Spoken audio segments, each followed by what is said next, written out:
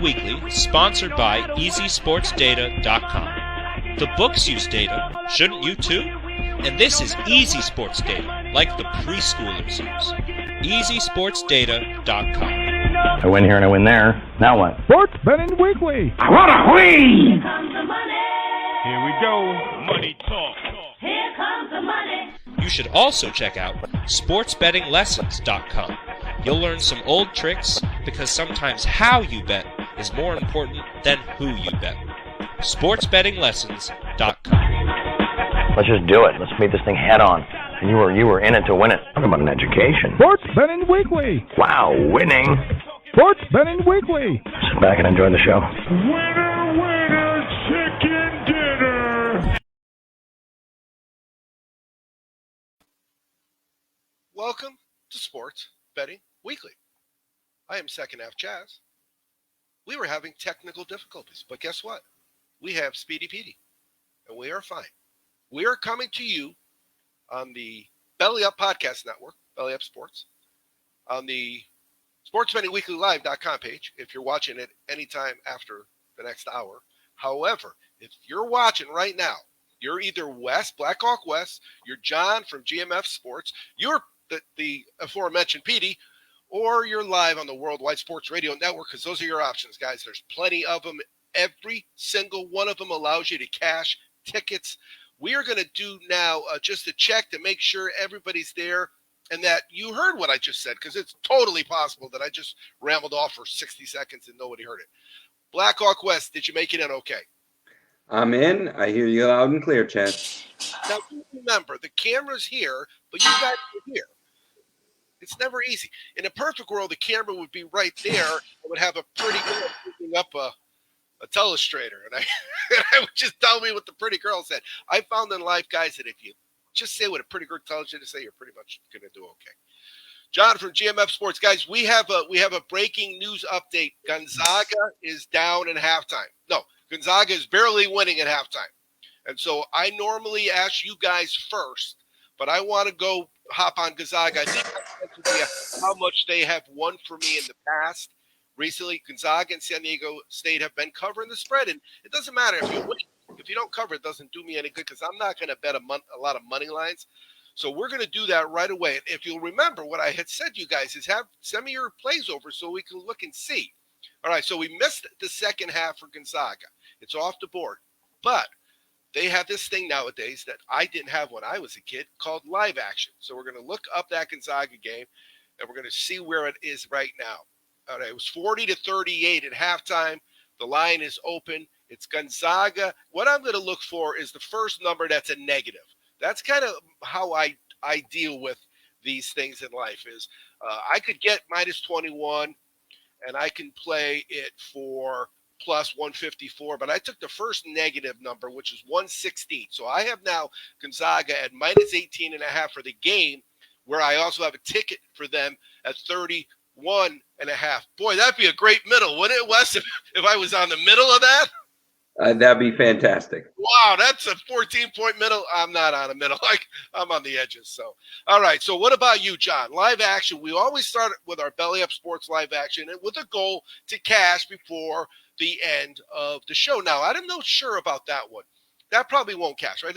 Second half's more than an hour. Right? It's about an hour and a half, hour and 15 minutes until you get to the last 2 minutes, which is like an hour in itself, right? What's the average length, John, of a second half of a college basketball game? There we go. I said it's tough, especially for Gonzaga. I think they opened the original line was like 31 points. I think overall for them. So now, with 31 on it. Yep. Oh yeah. So yeah, that's even at 20. That's a little crazy to run here with last 20 minutes of a college basketball game. Even though Gonzaga is pretty high scoring, we'll kind of wait and see. I'm looking right in the camera. I'm telling you, they could cover this game for the game. Oh, for the game. Oh, okay. No doubt they could do that. I don't need to do that all the time because I just get 18.5-point stands. But the bottom line is they score points and they're good and they're really, really good. Now, again, they're playing in that conference with Santa Clara and with St. Mary's and San Diego USD. So you should win by 30. Exactly. They should be able to win by 30. That's why they were favored like that. You also have to take in consideration, though, coming here at the end of the year, you have to think about these top ranked teams. Are they kind of looking ahead? We got obviously conference championships coming up. I think kind of March 10th. I'm sorry, March 10th is when they start. So don't want to say they outlook them. Right. You're absolutely right. As Wes has always said, all they want is the W. They don't care about the points, Brett. They just they don't care about covering. Only the bettors do.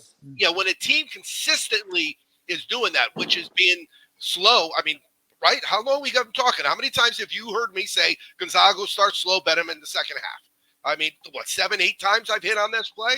Yeah, Why definitely. would I keep betting? So, and we talk about that in the sports betting lessons and with both of you guys in the teachings we do, which is you don't have to overthink it. If they keep winning, you just keep betting them. If they keep losing, just keep betting against them.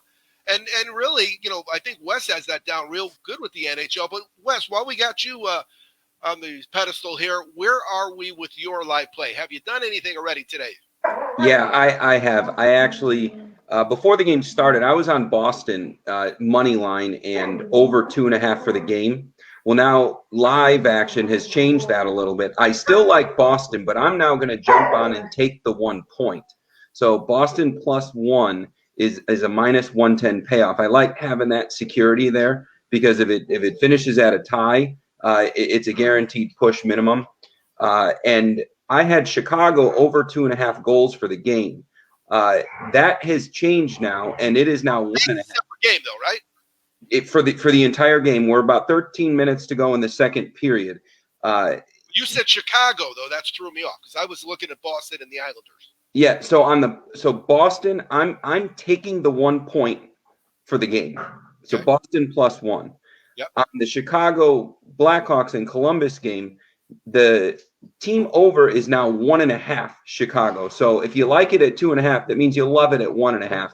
And Patrick Kane has got 12 points against Columbus this season, and goals are going to start to happen in this game. So, what's the odds on 1.5? It's -135. I'm looking more at getting the W than I am with the odds. If it was more than 135, I wouldn't be doing it. But it's 2 goals, and there hasn't been any penalties, and Chicago has the #1 power play in the league. You take your dog out or what? Trying to get dog commercials? Well, they want to get in on the action. I mean, they want me to bet a dog race.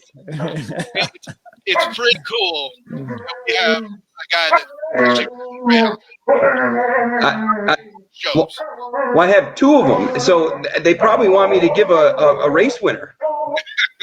All right, so because I got Blackhawks +1.5, Chicago. Oh, you're talking about the goals, over the goals. Okay, over the goals. Got it. All right, so I'm going to do that one. The other one, I wasn't getting on your Boston game. I was getting 1.5, and it was like 260 or something. Yeah, I don't want anything to do with that. So, what about you, John? Anything live? I haven't checked it recently, but I was eyeing the New Jersey Nets. I know they started the game down. Unfortunately, I have not checked it in the last couple of minutes, but I know they were down significantly. Down 7 early. Yeah. Yeah. So they were down 7. This is where they were favored to start the game at 8.5. I actually like them at the 8.5. So this is where if I can get a decent line on them, once again, I'm not sure exactly what their live option is, but I would actually jump on them live as well here. What I'm going to do is because I've talked with Dan from the DC show. I'm going to hop on this over 225 for the game with the Nets because I like that play as well. The Nets they score and they give up a lot of points too. So I mean, if you've been following Nets overs for whatever the last 2 or 3 weeks, you've been making a decent piece of change doing that too. Over early, it's nice. I mentioned it when we so okay. Now we got all our live play in. Whew. When you start a show, knowing that your team that you give it 31 is behind, they were behind when I kind of started the show, then, all right, you're going to have live action, and you want to hop on it because the worst thing is, as you know, they start the second half on a 13-0 run, right? and now they're up by 17, and all of a sudden the line's back up to 31. So we wanted to hop on that. I appreciate your guys giving plays, but we really have to right now and stop and realize that we started this cash tickets page at Sports Betting Weekly 1 week ago because for 8 years, if you just listened to the top guys on our show and wrote down, I always tell people it was audios. Now you could see us before you had to listen to us. Just have a pen and paper and write it down. Play it over, write it down. And we did that. I paid guys. I had interns, but I also paid guys to sit and listen to you, Wes and John and all you guys. Paulo, Tommy, Johnny D, all of them. Sloppy would call in. Mo was great. Mo was great. He went on a run. Remember, I don't know if you guys remember. He went like 3 weeks in a row. He was perfect. I think he was up to 18-0, and he lost the game. He was suicidal. Because you know what? Winning is expected. But what we did this weekend was so cool because I just played along like I was doing what you guys do and would do for other people to contact you, and you turned $100 into $425. I spent a couple hundred of it at the Hyatt. I sent you guys a picture. Took 100 out. So I got my 100 back in my account, put 100 into the other book that I'm shaking it up a little bit. Who's better than me? I put $100 in. I got $100 in a book this morning, $100 in my bank, and I spent $200 at the Hyatt. And it's mostly because I had such a phenomenal weekend, and I was the third best handicapper on the page. How brutal is that to lose when you have a good week? But I cashed tickets. So, John, your NBA was phenomenal. I mean, you were spot on with so many games.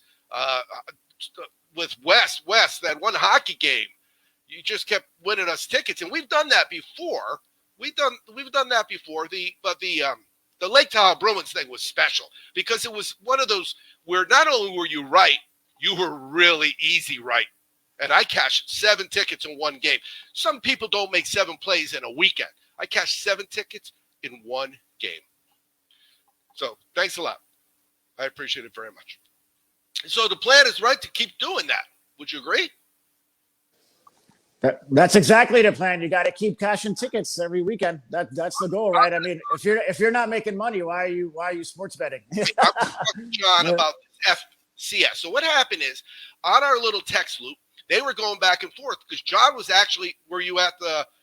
Were you at the Rock? What casino were you at? I was at one of their sister properties at a time called Santa Fe Casino. Same umbrella of family casinos here. And so you couldn't find those FCS lines. Yeah, there was very select few of those games that were listed on the board, and as we kind of talked about it on that group chat, if the sports books knows they can get exposed on these lines, you want to know what? They won't even put it up there. They won't even put it out there for people to take advantage of. So they put it up this week. I guess they wanted a week. They wanted to see because Wes would have nailed them. Well, there was FCS action, all over. There was very limited live action. They did some halftime lines on my app, but the one that I couldn't find, and John and I were texting about it, was that Jackson State, and that was the play of the week that nobody won money off of. So yeah, exactly. But you would have owned one of the fountains at Caesars. Yeah, there's no question. Probably the water around the fountain too. But this week I got 1, 2, 3. I printed all the happy. I got 4 pages of college football games. I got 5 pages of basketball games today, including the two teams that Mo's going to talk about on our interview. I got 2 pages of NHL, and it's a light NBA schedule, right, John? Yeah, it's mainly if you're looking forward, it's going to be a lot of college basketball. NBA has kind of trimmed it down. They're getting ready to go into their second half. So obviously college basketball, we got the FCS, and then NHL will be kind of the main slate there. Yeah, and so what we're going to do, we're going to talk to Mo. We did an interview with Mo this week, and Mo is right in the heart of Big Ten country. He always has been. He goes and covers games in Indianapolis, on the field with the radio shows and stuff. So he's right there. And we talked to him about Wes's Buckeyes and Michigan, which, of course, of the 3 of us, I was the only one that cashed tickets on that game, right? That's about the only game that I was right. You guys were wrong. Everything else, you guys were right. But because I had the over on that game, and that was nice. I was able to go back to the Hyatt with 7 minutes left in the game, already have cash in the tickets. And 7 minutes in a basketball game, especially at the end, that's a long time. You could probably cut your lawn and put all the gardening equipment away in the last 7 minutes of a college game, especially if they start fouling. And then, so what we're looking at is covering the Michigan. So they each got a game today, and Michigan's actually playing. John, you got a chance to check out a Michigan score for us? Ohio State is a later start, that I know. Yeah, Ohio State starts 6 at least here in Vegas. I actually switched it back because I was watching NBA. They're in a break right now with that Michigan score. I know Michigan and Iowa are going back and forth. I think they might be in the second half right now. I'm not really sure. 43-37 Michigan over Iowa right now. Wow. What is the score? 43 Michigan, 37 Iowa. So they're covering. So Mo gave me those teams. I bet those teams. So I had 5 plays before the game started. I had Gonzaga, Michigan, Ohio State, Houston. How's Houston doing, John? Can you get a Houston score? And then I have Gonzaga, I think I said. San Diego State, Gonzaga, Houston, and those 2 teams. When a guy comes on the show and he tells you the whys, like Wes is like that. John, you're too, of course. But Mo is really, really good. He's been doing radio for since he's 12. And he does such great descriptions that have nothing to do with sports betting, but when you're done listening to them, you know what to do. So we did it. Any Houston score? I haven't seen any update on the Houston score yet. No. Yeah, the Bruins just scored a goal, so it's now 2-2. That +1 is looking pretty fantastic. Did I bet that with you? I hope you did. Yeah, I'll have to look. So here's what my live action is. I have live action. I have over in the Brooklyn Nets game. I have the Chicago team total over 1.5. Is that right?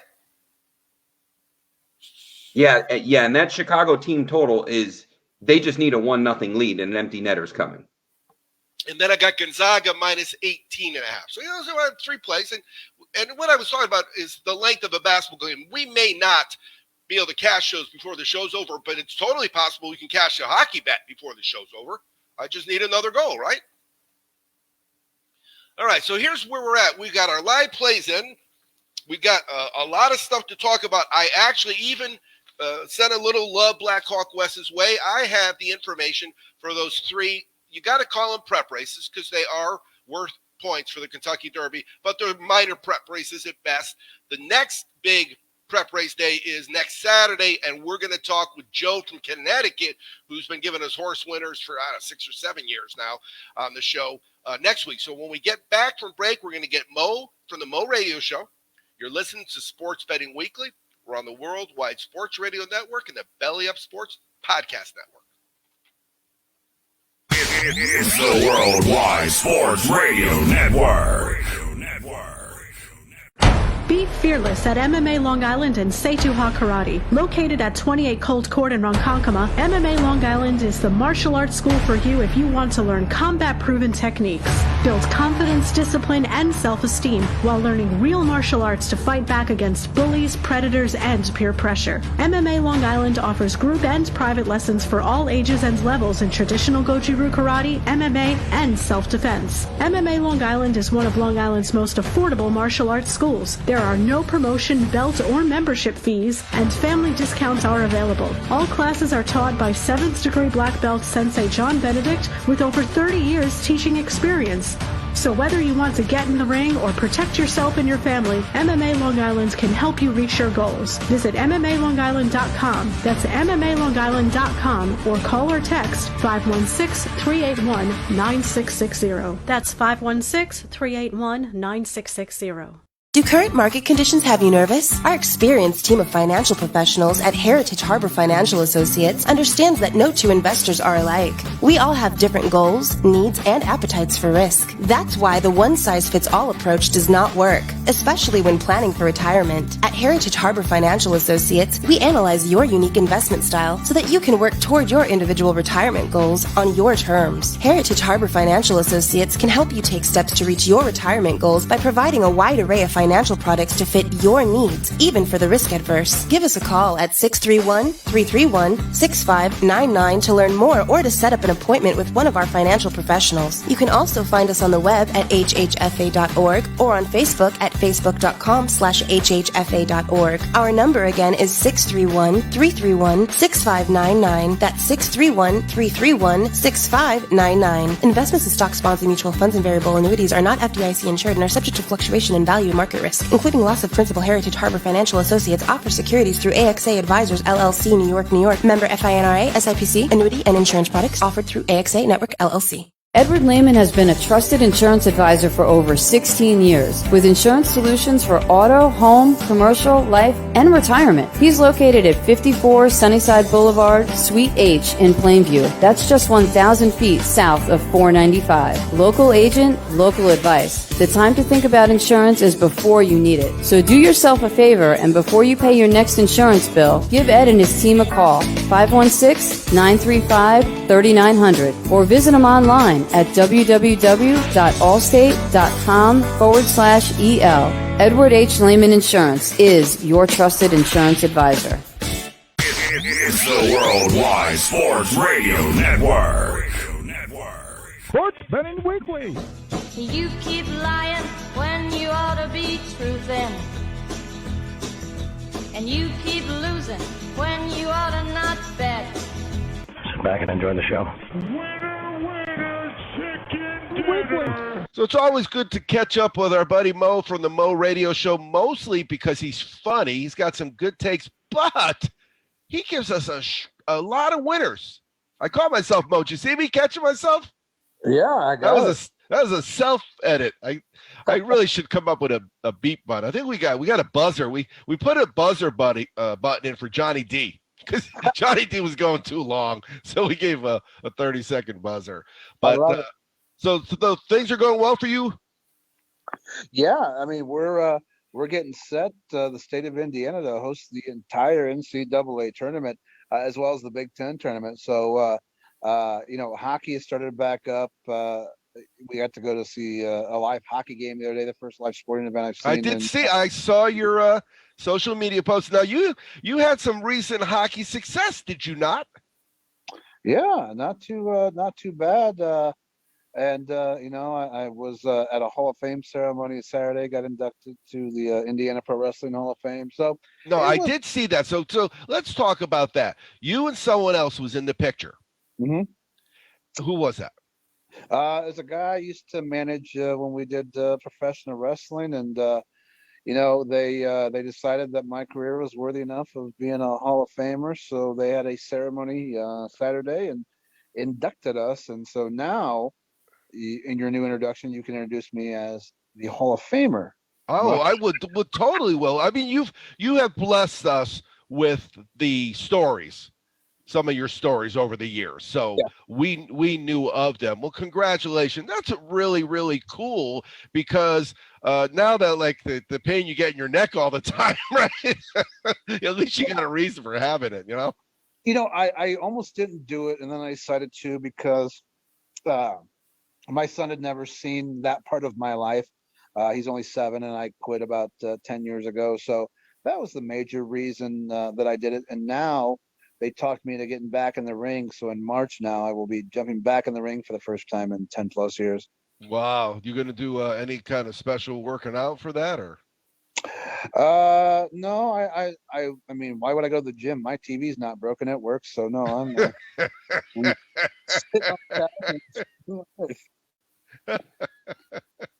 I love it. All right. So we're going to talk, you mentioned the tournament, Big Ten tournament, of course, has gone to Indianapolis, and the Final Four is going to basically bubble in that city, which is what, about an hour from you?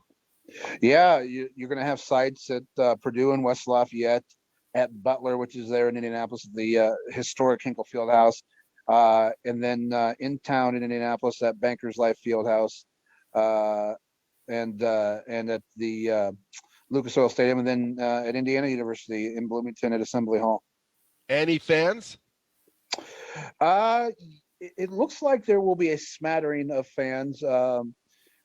It's not going to be a ton, but as the COVID has continued to be less and less in Indiana, they opened up even more seats for the hockey teams last week. So, by the time we get to tournament time, a month, 3 weeks from now, there's a good chance that maybe we're a quarter or half full. So we'll keep our fingers crossed.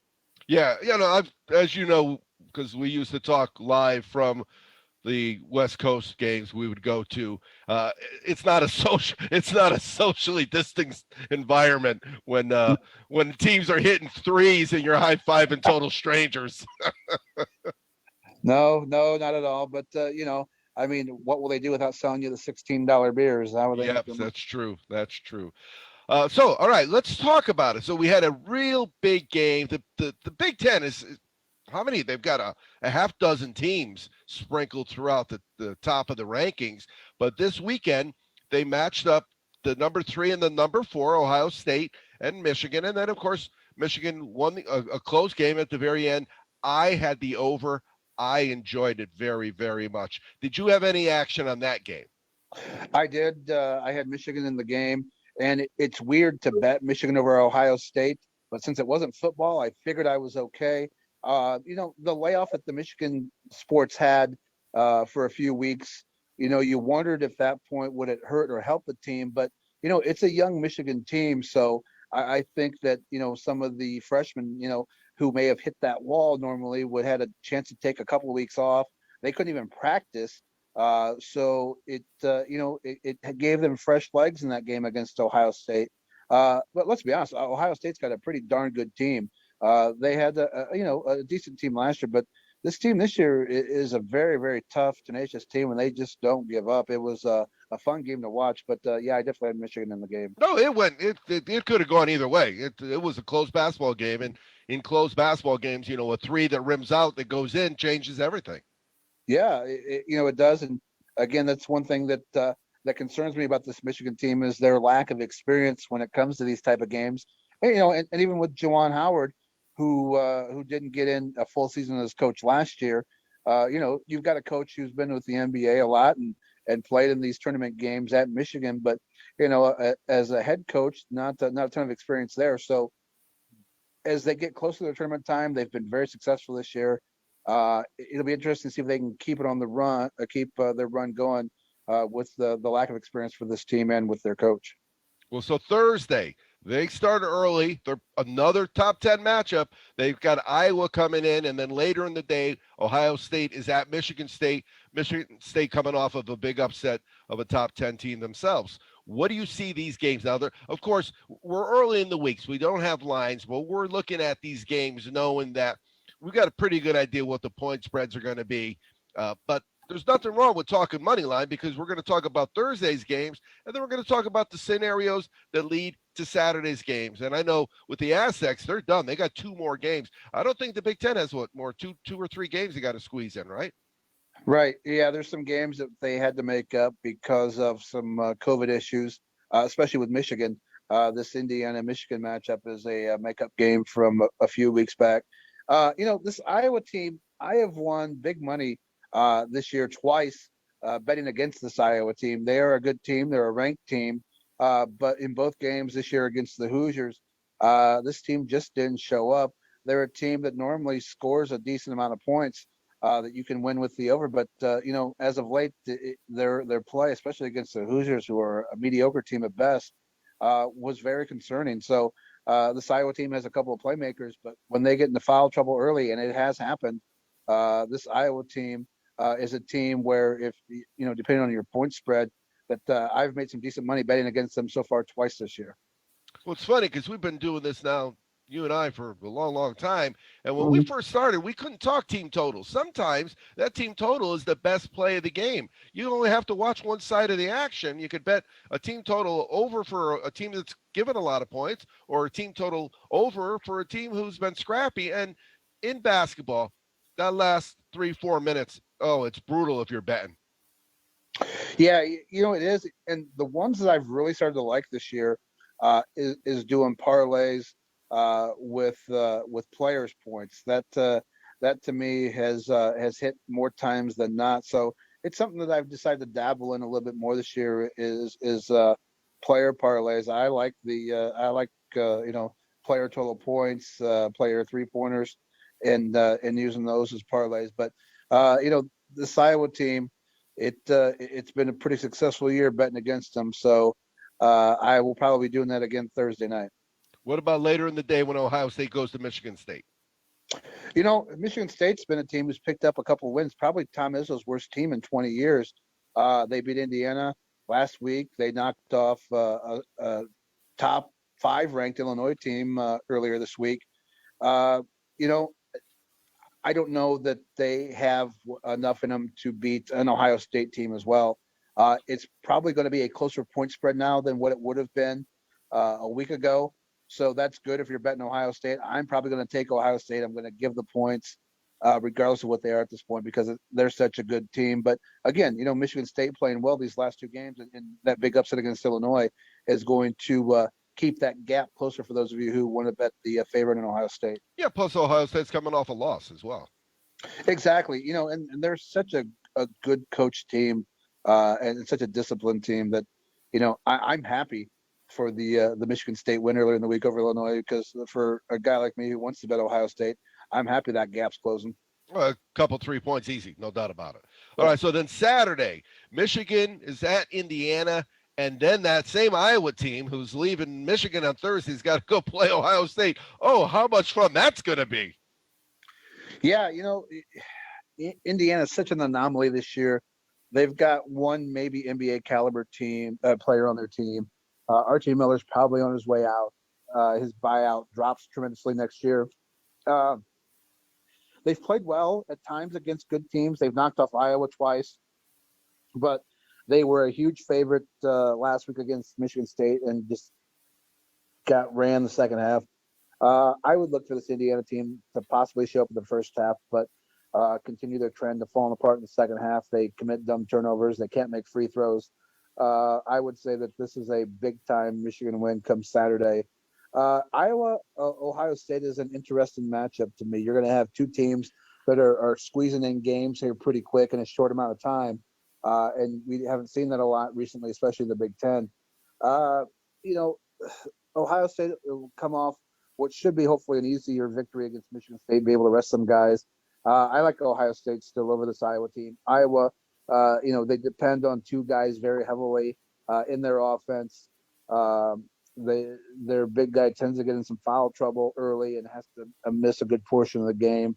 Ohio State's a more complete team in my estimation. I like the favorite in Ohio State. I assume they're going to be against Iowa come this weekend. So it could set some interesting matchups at the top of the Big Ten tournament. Yeah, and again, we're talking about a Saturday slate that has a couple games on Thursday that have a big impact because you're talking about the game with Ohio State having that point spread impacted. Well, if Iowa goes in and beats Michigan, that will change everything we talked about Saturday for sure. Yeah, it's. I don't know that the points will be enough. Even if Iowa beats Michigan, I don't know that the point spread changes enough for me to take Indiana unless we're talking about, 15 points. And I don't think it's going to be anything like that. It's just this Indiana team is not much more than Trace Jackson Davis, who averages a double-double. But again, it's a team that turns the ball over way too much. They have terrible play at the point guards. They can't make free throws. Even if Iowa beats Michigan, I don't know that it's enough to make me take Indiana at any point in this game. And betting Indiana in the over has been disastrous for a lot of folks this year. I haven't gotten on that train yet, but they're a team that can score very few points in the second half. If you bet an over, they are a team that tends to fall apart in the second half of games. So if you're looking to bet an over and Indiana's involved, there's a lot of times that I'm staying far, far away from it. Radio Network.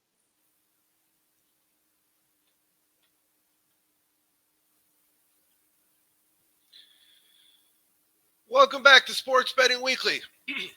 That was our streaming interview with Mo that kind of went on quicker than I thought it was. But Wes, Ohio State, what do you think? At 3.5, I like it.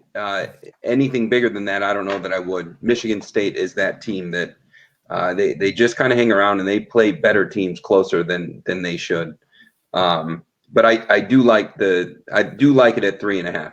I don't know that we're going to get a live betting opportunity to close the gap or to have it be anything less than that 3.5. But I like it at 3.5. John from GMF Sports, your live play on Brooklyn, who was given 8.5 for the game and was down by 7 at the time, looks like a Nostradamus move. They out the second period, 41-19. Wow. 41-19. So you got an 18-point lead at halftime. And John, you've done this before, Wes, right? Wes has been there, saw it with his own eyeballs. You give us a team that's favored, they're losing. We bet them again. We hit the first half. They cover for the first half. Now they're on track to cover for the game. And we probably could have got them, given 1.5 live action for the game. We looked at the first half, but we could have got them for the game too, right? Yeah, you could have got them at obviously a cheaper price than that original 8.5. So, this is an opportunity where if you like one side of it, you're not only cashing one ticket, but now you're cashing 2-3 tickets at the same time. And that's what live betting is for. It's for our favor. So got to take advantage of that. All right, Wes, how's Boston looking? It's still 2-2? The second just ended. We're still 2-2. The Chicago game is 0-0 at the end of the second, so we're still alive in both. I like our chances. Mo is right on it. It was just 32-29. Michigan was leading in halftime. They're on a 28-17 run in the second half. They're now up by 14 with 9 minutes left. That's a pretty good team. I don't know if you can come back from 14 on a team like that. They do a lot of things good. Yeah, Michigan's pretty tough, especially on the defensive side of the ball. And kind of go on what Mo has been saying. Iowa has looked a little sluggish these last couple games. Obviously, we know, they can score a lot of points, but it's kind of almost to the point where they have to and, kind of lean on Luka Garza a little bit more to see. I mean, Michigan looks really, really good here today, playing very well defensively. Iowa's only got 46 points at the moment with only 8 minutes left. So good job for Michigan. Well, that I'm not, and I tell people all the time, I've been telling them since I've been talking, I'm not a personnel guy.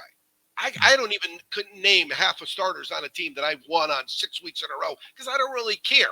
If they're doing it for a reason. And I assume if somebody gets hurt or sick, unless it's, basketball and LeBron's out or with AD, look what the Lakers have done without AD. But do you remember what Houston did on Saturday, Wes? Yeah, I do. And it was fantastic. And thank you. I remember the first score because you know what? When you're with a significant other at a social event, and we were paying to be at this pool, you don't want to overdo the looking at the phone. So it was like a 13-point game. The next thing I know, they were up by 40. Well, they just went on a 22-9 run here in the second half, and now they're up by 14. So that looks like they're taking control of that game. But in the big game that I bet early, which was Gonzaga. Those are Santa Clara. Okay, 10 points. Wes, can you name the Santa Clara mascot? You got 3 seconds. No, I can't. I just think of the show where they're eating one another. Tommy good. Tommy has one of those brains. We all know guys that have those brains and they're just like wired differently. He knows every mascot. It looks like they're the Mustangs. But anyway, they're only down by 8, so I'm still chasing 10 points, but there's a lot of time left, most of the second half, halfway through the second half. So we're in good shape. So we're going to go back to talking about Mo's plays here. John, have you been betting much with Michigan, Ohio State? Have you been cashing many tickets with them? This is an opportunity where the same thing kind of with Iowa. I've been kind of a little bit on the fence with them. And this is going back to, I believe it was last week's show where we were able to catch a live in-game over because Iowa was struggling against Wisconsin where both of those teams kind of got off to a kind of sluggish first half. And so we were able to get on the total game over where we cashed on that. That was a half, right? What am I half? Yeah. I think a half or 2 points. Exactly. It was close, but we always take those winners every time, right? Winning by a half is a lot better than losing by a half. Yeah. So yeah, it's like, and especially this is a big matchup Iowa, Michigan at home. So I was kind of in the same boat where I would probably lean Michigan here. And then moving forward to that Ohio State game, I'm the same as with Wes, where I don't want to say Michigan State is overvalued. They're obviously coming off that big win. The coaching there is phenomenal, but I feel like Ohio State will be looking to bounce back. So I would kind of trend on them a little bit later tonight as well. Well, Wes, I don't know if you realize that, between them, they both, Michigan and Ohio State, have incredible records, right? They're like 30-5 or something, or 30-7. But against the spread, they're not bad. Michigan's really good. I think they've only lost 3 times, and Ohio State is 14-8 against the spread. So if you just bet these guys clockwork this year, you're cashing 67% of the time. That's usually going to make a profit. Yeah, you are. And like Mo said, the combination of the loss Ohio State's coming off of and the win that Michigan State's coming off of, that kind of sets up some pretty juicy action tonight. The 3 and a hook, I mean, that's a real good number. No, I agree. Especially, of course, remember, you guys like them against Michigan. The logic is if you like them against Michigan, you should like them against somebody else. All right, so what we're going to do next is talk about the weekend plays from Wes. That's what it says on my list. Here's what my list says. The weekend plays from Wes, the weekend plays from John, and the horses from me. I'm going to talk just about some horse racing. But, John, so we're going to start with Wes. Wes, are you going to be on any of this FCS? Because I'm going to be honest with you, I'm going to need some help on this FCS stuff. Yes, I am on. I'm going to be on the FCS. There's 3 games that I really like. So if you hit that Cash Ticks link, you're going to get some FCS explanations and action from me. There's some NHL games, and there's probably going to be a couple ponies too. I still have some work to do, but last weekend I cashed on 6 out of 9 races with the ponies, and there's nothing better than watching your horse come down the stretch and do what it needs to do for you. So we're all horse players, and John, of course, said he's from New York. He loved the horses. Your family owned trotters, for heaven's sake. But the bottom line is, you know what? You can hit 500 to 1 things betting ponies. You can't do 500 to 1 things. John, you did mention earlier that one of the reasons you got into horse racing when you first started giving out your opinions on things is because the initial investment you need to be a player is minimal. You could literally have a $10 bill, and I can give you, like with Wes does the big show bets. I could give you a $10 bill, and you can do maybe show or place bets or even win bets. You hit 1 out of 5 races, you're not going to win money. But if it's a $24 horse, yeah, you are going to win money. And that's really what it comes down to, John, That's it. It really keeps you kind of in the game a little while. Not only that, you can get those nice little dollar exactas or 2 if you happen to manage it. So it's your risk to reward is pretty good. And like I said, if you manage to hit 1, then you're probably staying there a little bit longer to try to catch the next one as well. I remember one of my jobs when I was going home in summer college. I punched tickets at a high life front time. Okay. I used to go to Los Alamitos all the time when I lived in Laguna Beach, because you could just go up the Laguna Canyon, hop on the 5 to the 605, and it was like 25 minutes. And there's, as you know, if you go to quarter horse tracks, those races are like 22 seconds. Yeah, Los Alamitos is always pretty fast, I think, right? I think they run, most of them, majority are short races there. I haven't been to Los Alamitos in a while. I've been to Santa Anita. This was probably a couple of years ago, but Santa Anita was really nice where we got to enjoy some races over there. So looking forward to hopefully California opening those tracks back up so we can get back out there again. All right. So John, if you go to our website, Sports Betting Weekly, as Wes mentioned, it's just the Cash Tickets tab. Hashtag Cash Tickets. And it's really because that's what we do, and that's what we've been doing for as long as I've been involved with the show, and it's my show, so that's been from the beginning. We just cash tickets. Talk about this weekend, what you're going to be cashing some tickets, you assume, with. Well, this weekend, it's going to be the same as the last couple of weeks. We're going to be focusing on college basketball and then NBA. We're going to mix in some light NHL too as well, but I mean, with so many games on the board for college basketball, you really got to pick and choose. But there's so much that, if we get rolling early, we can kind of keep steamrolling. Same mentality that you would have at a racetrack. If you catch a couple early winners, you can keep going and start building that bankroll up. Yeah, no doubt about it. And I will tell you one thing. The downside about, I'm a big live action guy, but the downside about it is all you got to do is click your finger, right? Just click or push the button, put in a number. You really got to pay attention, because I was drinking in the sun. So I was drinking Stella's, but I was taking it was I think an 8-ounce can or a 12-ounce can. It was a skinny Stella's, and I put it in a cup of ice. So it was floating in ice the whole time. So even though it was 72 out and really warm in the sun, my Stella was in the shade. But as you know, after 3 or 4 beers, all of a sudden you get cocky with live bets, and you can get burned big time, because you put too much risk, and you don't get the reward if it goes bad. But you got to be careful there.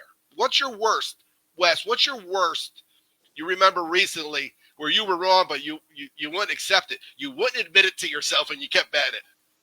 Clemson against Notre Dame, the first time, when it was a Gulialale instead of Trevor Lawrence at quarterback. The overtime game. The overtime game. Yeah. And in fact, I had Clemson, and I thought they won. And the wife and I are celebrating with 60 seconds to go. I mean, and it was the kind of bet that I had to talk to her about and get her ready for before the game even started. We thought we won. We celebrated. Then it went into overtime. I dipped back in. Then it was like that scene from Trading Places where the old guy that just went bankrupt is screaming, "Turn those machines back on!" Get those brokers back in here. Oh, that's exactly what was happening, and that was the worst. It was I can feel it, and it was the Clemson deception. Yeah, there you go. There you go. All right, so we're going to talk about the horse racing. All right, so as you know, horse racing has a lot of issues. However, when it's good, it's good.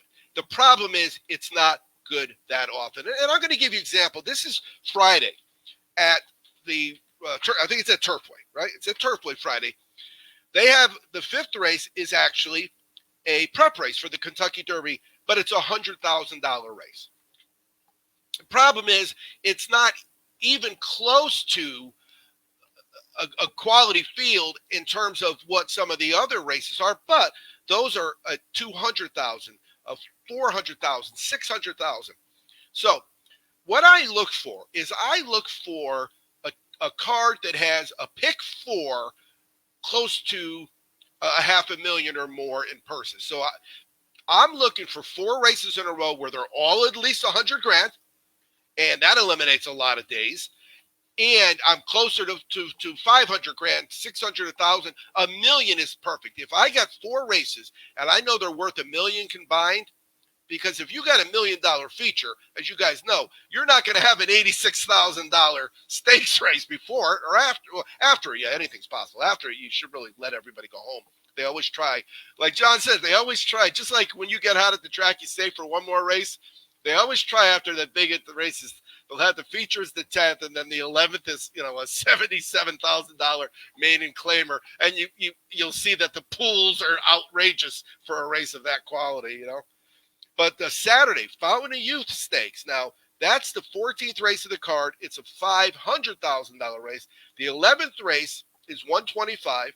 The 12th race is $200, and the 13th race is $125. So that's what I'm looking at. I've got a combined purses of just right about $1 million for those 4. So I'm betting. I will definitely bet that race.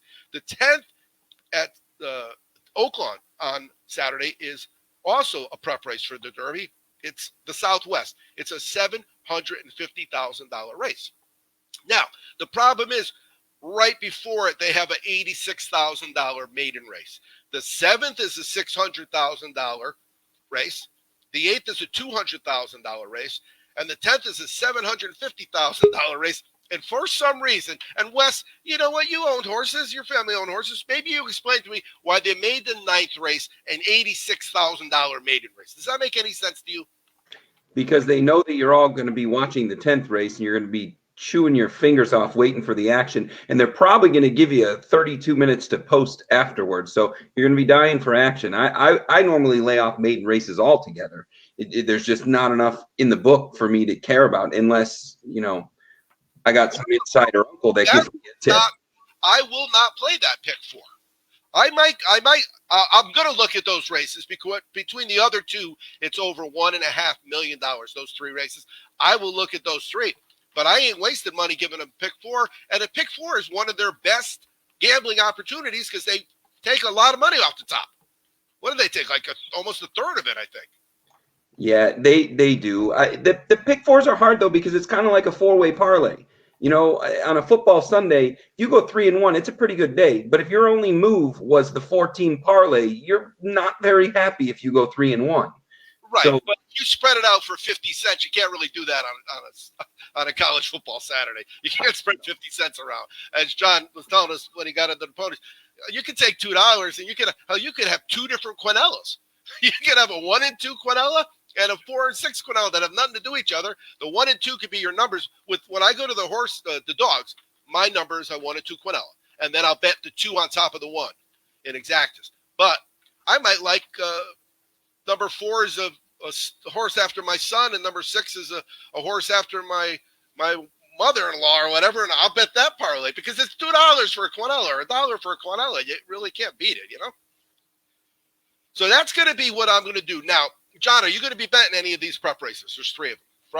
One Friday, 2 Saturdays. Most likely I will not. I haven't really looked or paid attention to any of the horses or any of the trainers or anything that's been going on so far up to this point. So just kind of sticking to my key logic. If I'm not really too familiar with anything, I'll probably lay off. I'll watch it for, entertainment purposes and stuff like that. But yeah, I won't personally have any action on it. Who knows? Maybe I'll see something that'll stick out and I might throw a couple bucks in. You'll get my action because you're part of the cash tickets page. That's right. That's right. Yep. So yeah. Wes, you looking at all 3 or what are you thinking? I'll probably mess with them. I mean, to tell you the truth, I'm actually going to be in Vegas this weekend, and I'm probably, as crazy as it sounds, I'm probably not going to be betting as much on the sports or the horses because I'm going to be with the wife, and we're going to Vegas to get away from that routine, kind of eat everything else. Okay, someday we'll sit down, the 4 of us, my wife, your wife, me and you will have a conversation, and you can tell me how to explain that to Vicky. That wouldn't fly in my world, but. Yeah, so that's my plan is I'm not touching Friday's race. I'm going to bet the other 2 prep races, but the big one, which is I think it was at Gulfstream, I will have action in the pick 4 as well. So John, you will have access to all of those plays. For me, let's look at a live update on the scoreboard. So the Bruins are still 2-2, correct? And let's see, Chicago and Columbus are still scoreless. The Houston team has taken over this game. They've outscored Western Kentucky 37-16 in the second half. They are winning by 22 points. We are giving 11. That was also a second half play. That was a live action winner as well. Michigan is now up by 14. No, Michigan is up by 17 with 3 minutes to go. Yeah. And I'm pretty sure most had bet Michigan in the under because Iowa doesn't go under. And I think that's parlays. I think he hit that cold parlay. I didn't have it, but I think he had it.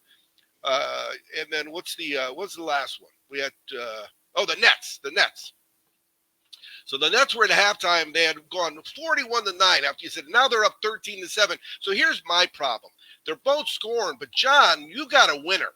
Yeah. I have the over. And anytime there's a blowout, you got to be careful about that over, However, the final of this game could be 130 to 98 at the rate they're going, and I'll win that. So I'm ahead. I mean, when you get when you bet the over in the first quarter and you get a 60-point second quarter, it's kind of hard to complain about life. You know what I mean?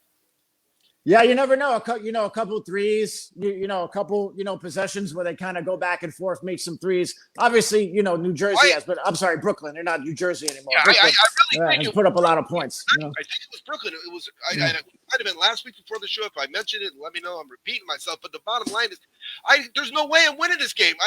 I need like 15 points in it, 1 minute and 7 seconds, and they got like 22. It was just amazing. Just amazing. All right, Wes, this weekend. We're going to go to the cash tickets page. Where can they find out more information about you on social media? So you can find me at 151 Sports Investing on Twitter or Twitter, Facebook, and Instagram. But Chicago Options Traders on the Discord. That I have a live chat and a weekly a weekly podcast, and you use the promo code 151 Sports, and you get some change off your membership. And you already did that show today? I posted some pics and notes, and there is some recordings up there. Yes. All right. How about you, John? Facebook, Instagram, GMF Sports Consultants. You can find me on there. You can also get a hold of me on our website. We have a website, GMF Sports Consultants, the same thing. Any three of those options, you can get a hold of me. And then also through that hashtag cash tickets, look it up, get a hold of us for the weekend. You can join the weekend players for $15, ladies and gentlemen. Right. So what he's basically doing, he's taking a $40 package and slashing it to $15 because that's our intro deal, this $15 deal. But it really, let me tell you, it really is pretty cool. I already knew you guys, and I knew your plays, and I knew how you bet. But when we're texting like we're doing, and I've done this before, I've done it with John, and I did this before. Wes and I have done it, but I've not, and I've done it with Paulo, I've done it with Tommy, I've done it with, but I've never really done it with three guys consistently. And what I'm seeing is, oh my God, 1 + 1 + 1 = like 5.5 when it comes to just the amount of tickets we're cashing. And again, I mean, understand, I started my Saturday 7-3. I started my Sunday 8-0. I was 15-3 in those early plays. And by the end of the day, I was the third best handicapper this weekend. And I'm just talking about a number of tickets cash. Of course, part of Wes's deal, he gave me 7 winners in one day, one game, not one day, not one afternoon, one game. So, and John, you know, it was funny because you won on a team that lost, and people don't understand that. But that's really what point spreads are. You will sometimes win a game and catch a ticket on a team that lost a game, but in hockey, it's very unusual because you have to be in the right place at the right time. Otherwise, that 1.5 at -240, it'll kill you if you play it every day, you know? Oh, yeah, definitely. You don't want to, long term, that's not the goal to be chasing over those 200s because obviously your win percentage has to be that much more. You don't ever want to put yourself in a position like that betting long term. But, thank you, Knights. Even though they lost, I appreciate that 1.5, even though there was a 9-hour delay. But I'll take it. We also cashed the under on that game, too, which was a little bit of a sweat because man, Colorado missed a couple of empty netters, I think, by this much. So we'll take that every weekend, though. When that puck is sliding, when you don't want the empty net goal, or you want it either way, and that puck is sliding down there, oh my God, it's amazing how many times it's 6 inches, 8 inches, or they catch it. It's going right to it, but it slows down and the skater catches up to it. It's brutal. So here's the thing. You go to sportsbettingweekly.com, you click on the cash tickets link, and you just read and watch and check out the notes because those notes get updated every week. We're going to give you a final rundown of the scores here. So what we're looking at is the Nets have just totally taken over this game. They're up by 18. However, they're still scoring a lot of points, so my over live action is looking good. Chicago and Columbus are still scoreless. At some point in time, though, I may look at that again in live action. Let's see here. We go into Houston is up by 20. Michigan is up by 20, give or take. I'm rounding on the math. And what I'm looking for is that Gonzaga score because the Gonzaga score was the one I didn't have on the screen. And we'll see where they're at. But they were chasing 18 points the last time I looked. And I can't find it now for the life of me. But you know what? That happens sometimes. So that's where we're at. I am Second Half Chaz. You've been listening to Sports Betting Weekly. You're going to cash tickets with us if you continue. And you'll be listening to us on the Belly Up Sports Podcast Network. And you're going to be watching us at sportsbettingweeklylive.com and always live on the Worldwide Sports Radio Network. I tell people that app is worth its weight in Bitcoin. I'm Second Half Chaz. Thanks for listening.